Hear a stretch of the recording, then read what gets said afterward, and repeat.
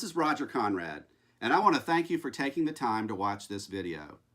Here are 3 things I want to cover over the next 5 minutes. First, I want to share a quick update of what's been happening over the last year here at CUI. Second, I want to tell you about a brand new program that we are excited about called CUI Plus.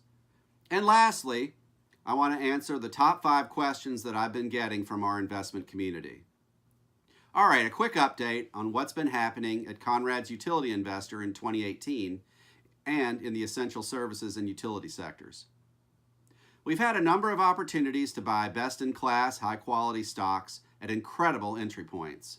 We haven't had that opportunity in almost 4 to 5 years because many of these stocks have frankly been out of reach and too expensive to jump into. We've also been able to lock in gains and profits in a number of names that have reached and exceeded our profitability target levels. And candidly, that's something I never expected to see in such a short time horizon. At the end of the day, this year has been fantastic because it brings me a lot of personal satisfaction to help people break out of a prison of mediocre returns in ETFs and other broker-pushed investment plans by providing our hybrid yield and growth-focused investment strategy. Let's move on to the second item that I want to address in this video. What is CUI Plus? CUI Plus is a new program we're launching to provide what's really a much higher level and frankly unprecedented level of service to our investment community. For the first time, we're showing our customers how to precisely allocate their portfolio of essential services stocks using a $100,000 initial model that can be up or downsized to meet the individual's specific investment level. I invite you to take a tour of this new program if it sounds like it's something that you'll be interested in. So now I want to transition to our third segment of this video presentation, which is answers to specific questions that I continue to receive from across our investment community. I hope you get a lot out of hearing these 5 questions and my candid answers. First, how much upside can we expect from our utilities and other essential services stocks this cycle? I think this is a great question, and it's definitely something I've been thinking more and more about as year 10 of this bull market has progressed and as many stocks have become more and more expensive. High prices mean high expectations, which become increasingly easy to disappoint. In other words, it takes less and less bad news to set off a wave of selling.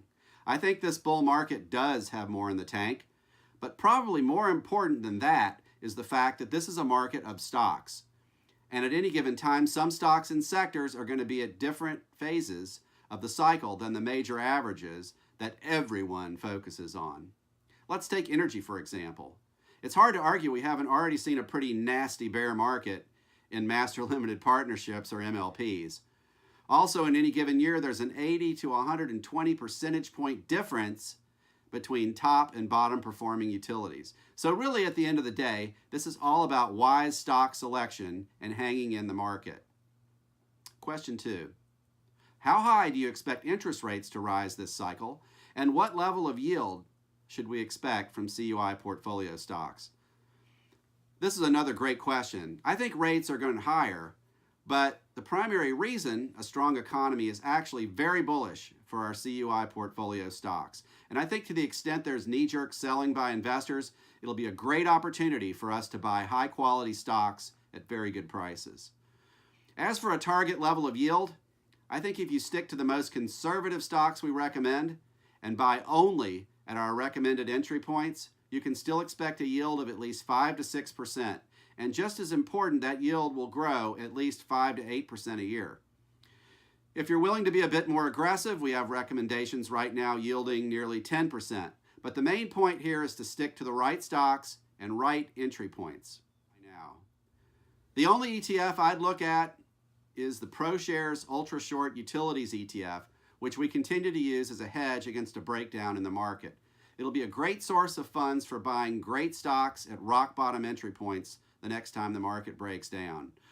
Other than that, I would generally avoid utility ETFs. Not only do they always own the bad and ugly as well as the good stuff, but this is money mostly controlled by computer-generated algorithms. Not only do these investments condemn you to mediocre returns, but we just don't know what's going to happen to them in a full-blown market correction, when these algorithms are going to be sloshing around trillions of dollars in milliseconds. Question 4. How concerned should we be about upcoming November elections? Very, but not in the way most investors probably think. The key for utilities is always what happens on the state and local level. I'm looking very closely at a number of governors' races this year, for example, because governors are who generally appoint utility regulators. There are also several initiatives on the various ballots this year with the potential to affect utility investor returns. The good news is that because few people focus on these issues, we don't have to predict the results of the vote. We just have to know what the key issues are and how they'll potentially affect individual companies. Then we can lighten or add exposure after the votes are in, which will almost always be well before most investors will react.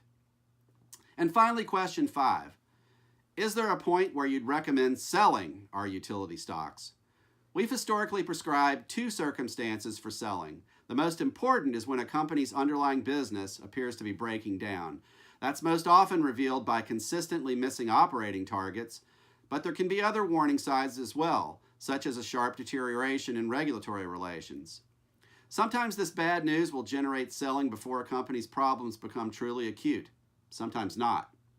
Either way, we want to be out as soon as possible, whether we're booking a gain or a loss.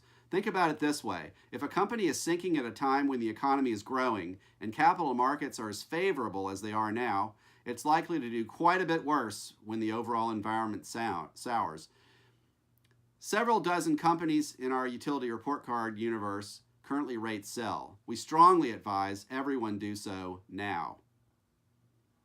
The other circumstance for selling is when a stock reaches what we consider to be an unsustainable level of valuation. We've recommended investors take at least partial profits on several high flyers over the past couple of years. We will continue to do so as long as this bull market lasts. My view is this is a much better way to manage the end of a bull market than trying to pick out a specific point to bail out based on a guess of when it will quote-unquote end. For one thing, if you're living off your investments, you really can't afford to be out of the stock market, given the alternative is yields of 2%, if you're lucky. Well, that about covers it. Thanks very much for listening.